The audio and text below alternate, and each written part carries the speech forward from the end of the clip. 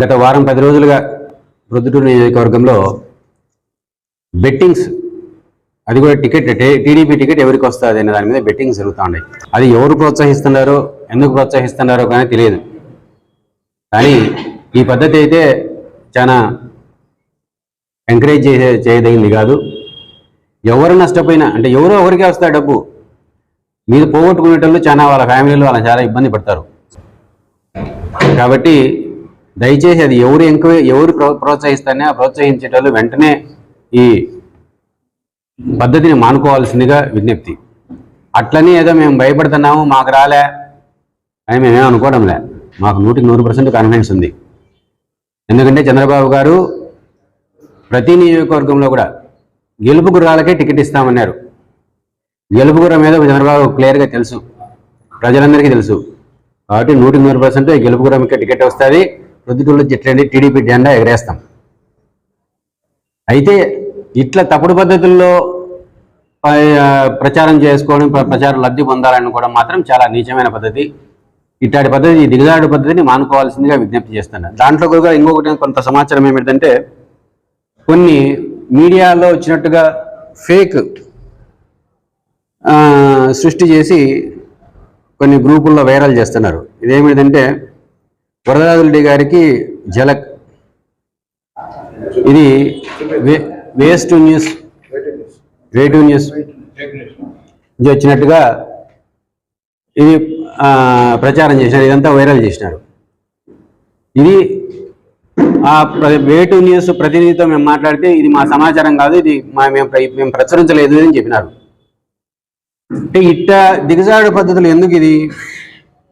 ఇది నాకు తెలిసి ఇది ప్రవీణ్ గ్రూప్లో వైరల్ అవుతా ఉంది. ప్రవీణ్ గ్రూప్ కూడా ఇది చూడండి. ఇది అయితే ఇది ప్రవీణ్ కావాలని చేస్తున్నాడా, లేకపోతే అతనికి తెలియకుండా జరుగుతుందా మనకు తెలియదు. మేము ఎవరిని విమర్శించదలుచుకోలే. ప్రవీణ్ తెలుగుదేశం పార్టీ ఇన్ఛార్జి, అతనికి కావాల్సిన గౌరవం మేము ఇస్తాము. అయితే పోటీ అనేది ప్రతి చోట ఉంటుంది. తెలుగుదేశం పార్టీలో మేము కూడా టికెట్ ఆశిస్తున్నాం. తప్పకుండా మాకు వస్తాయని 100% మాకు ఆశ ఉంది. ఈ ప్రజాస్వామ్యంలో ఇది తప్పు కూడా ఏం కాదు. ఎందుకంటే మన దేశంలో కంటే ఇంకా ప్రజాస్వామ్యం వేలు అనుకునే దేశాలలో, అమెరికా, బ్రిటన్లో కూడా ముందు పార్టీలు ఎలక్షన్ జరుపుకుంటారు. ఎవరికి ప్రజా మద్దతు ఉందంటే వాళ్ళకు టికెట్ ఇచ్చే పరిస్థితి అమెరికాలో కానీ బ్రిటన్లో కానీ జరుగుతూ ఉంది. మనం కూడా ఈ భారతదేశ ప్రజాస్వామ్యం కూడా దాంట్లో నుంచి కొన్ని పరిశీలన చేసి వచ్చినట్టే. కాబట్టి ఈ పద్ధతులు రకరకాల పార్టీలు రకరకాల పద్ధతులు ఫాలో అయితే వాళ్ళకుండే సమాచారం మేరకు ఎవరు బలమైన అభ్యర్థి అది నిర్ణయించుకొని పార్టీలు నిర్ణయిస్తూ ఉన్నాయి. కాబట్టి చంద్రబాబు గారికి తగిన సమాచారం ఉంది, అన్ని రకాలుగా ఎంక్వైరీ చేస్తున్నారు. పూర్తిగా తప్పకుండా తెలుగుదేశం పార్టీ టికెట్ ప్రొద్దుటూరులో గెలుపు గుర్రానికే ఇస్తారు. గెలుపు గుర్రం టికెట్ పొంది గెలుపు టీడీపీ జెండా ఎగరేస్తుంది. అది ఒకటి. ఇంకొకటి ఏంటంటే, ప్రసాద్ రెడ్డి కూడా ప్రవీణ్కే టికెట్ అని చెప్పి ఒక చోట మాట్లాడినాడు. మన ఏదో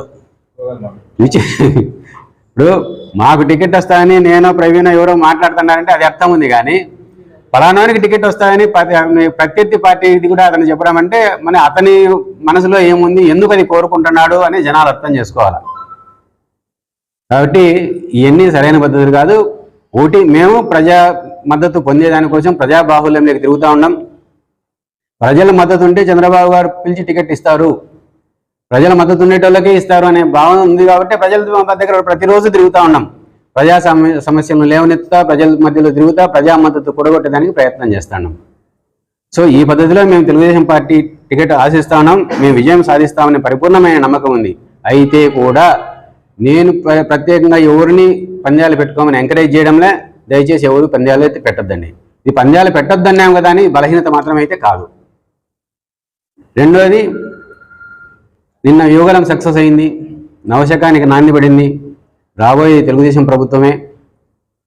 చంద్రబాబు నెక్స్ట్ 2024లో ఖచ్చితంగా అధికారాన్ని స్వీకరిస్తారు.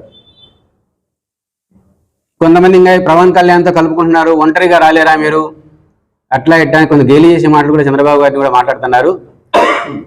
ఇది ఒక యుద్ధం చేసేటప్పుడు తగిన సాధనాలను, తగిన బలగాన్ని కూడగట్టుకోవడం అనేది యాన్నైనా సహజం. అది చంద్రబాబు గారికి తన బలగము తన సాధనాలను కూడగట్టుకుని ఆ ప్రయత్నం చేస్తున్నారు.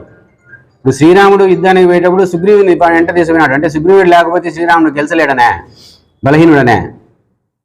శ్రీరామచంద్ర గారు కూడా బలహీనుడా కాదు కదా. కాబట్టి యుద్ధానికి పోయినప్పుడు సరైన సాధనాలను సరైన బలగాలను వెంట తీసుకుపోవడం అనేది పరిపాటి. ఆ క్రమంలో ప్రజాస్వామ్య పద్ధతిలో తన బలగాలను కూడా కొట్టుకునే ప్రయత్నమే చంద్రబాబు చేస్తున్నాడు తప్ప చంద్రబాబు బలహీనుడు ఏం కాదు. రాబోయే 150 ఇప్పుడు జగన్మోహన్ రెడ్డి సాధించి గొప్ప అనుకుంటున్నాడు. 150 కంటే కూడా ఎక్కువ సీట్లు వచ్చే అవకాశం ఉంది. ఇప్పుడు ఈ 24తో ఆల్రెడీ నవశకానికి నాంది పడింది. రాబోయే అతి త్వరలో ఈ తెలుగుదేశం ఈ అరాచక పాలన, రాక్షస పాలన, అంటే ఇప్పుడు నేను శ్రీరాముతో పోల్చినాను కాబట్టి జగన్ రావణాసురునితో కూడా పోల్చొచ్చు. ఈ రావణాసురుని పాలన అంతమవుతుంది. ప్రజలు దానికి సిద్ధంగా ఎప్పుడెప్పుడు ఎలక్షన్ వస్తుందా, ఎప్పుడెప్పుడు ఈ రాక్షస పాలనకు అంతం పలుకుదామా, చరమగీతం పడదామా అని చెప్పి నిర్ణయించుకున్నారు. అది జరిగి తీరుతుంది. అయితే ఇప్పటికి దాకా ఏం చేయలే, మేము కంప్లైంట్ కూడా ఏం చేయదలుచుకోలే. మేము టికెట్ ఆశిస్తున్నాం. టికెట్ రైట్ రాయల్ పద్ధతిలో సాధిస్తామనే నమ్మకం మాకుంది. ఇంకొకరి మీద ఫిర్యాదులు చేసో మేము దొంగ వెనుకప్ డోర్లో అప్రోచ్ అయ్యే విధానం మా దగ్గర ఎప్పుడూ లేదు. మొదటి నుంచి కూడా ప్రజలను నమ్ముకొని ప్రజా మద్దతుతోనే ఇప్పటిదాకా వరదరాజు గారు మనగలిగినారు. భవిష్యత్తులో కూడా ఇదే పద్ధతిని అనుసరిస్తాం.